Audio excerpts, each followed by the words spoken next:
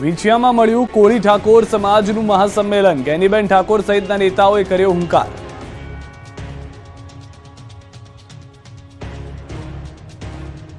समस्त कोळी समाजना संमेलनનું આયોજન કરવામાં આવ્યું।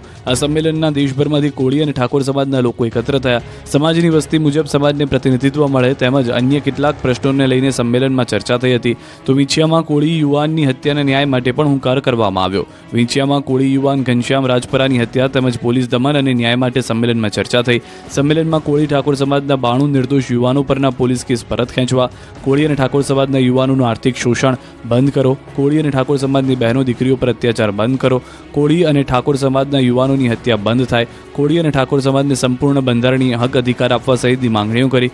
બીજી તરફ કુંવરજી બાવળિયા સામે વિરોધીઓ દ્વારા સંમેલન બોલાવવામાં આવ્યું હોવાની ચર્ચાએ પણ જોર પકડ્યું છે। તો હવે વિવિધ માંગણીઓને લઈને રાજપૂત સમાજ પણ મેદાને 12મું વાર્ષિક સંમેલન યોજાયું।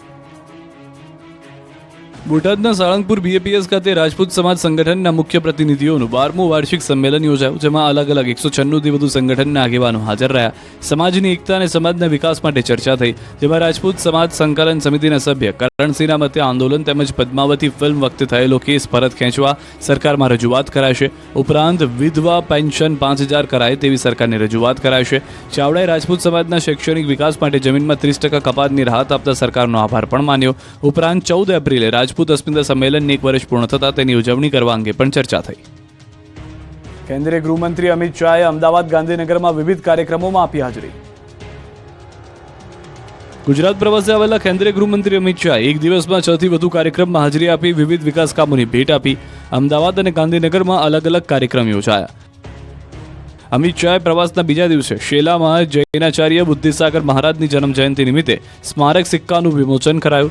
શેલા સ્થિત ઓડાના ઓડિટોરિયમમાં આચાર્ય ભગવંત શ્રી બુદ્ધિસાગર સુરીશ્વર મહારાજ સાહેબની 150મી જન્મ જયંતિ નિમિત્તે 150 રૂપિયાના સિક્કાનું વિમોચન કર્યું। ત્યારબાદ કેન્દ્રીય ગૃહમંત્રી અમિત શાહ એસજી હાઈવે સ્થિત રાજપથ ક્લબના ડાયમંડ હોલમાં આયોજિત એક કાર્યક્રમમાં ભાગ લેવા માટે પહોંચ્યા।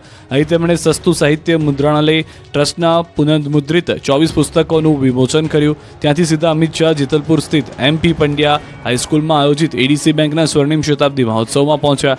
અહીંથી તેઓ અડાલજ પહોંચ્યા। અહીં તેમણે બાર કાઉન્સિલ ઓફ ગુજરાત દ્વારા દાદા ભગવાન ફાઉન્ડેશન અડાલજ ખાતે રાજ્યના 11300 વકીલોનો શપથ ગ્રહણ સમારોહ કાર્યક્રમમાં હાજરી આપી।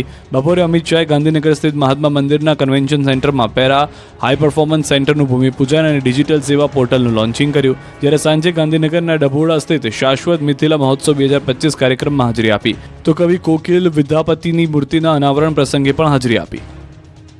3 જિલ્લાની કોંગ્રેસ સેવાદળની બેઠક મળી।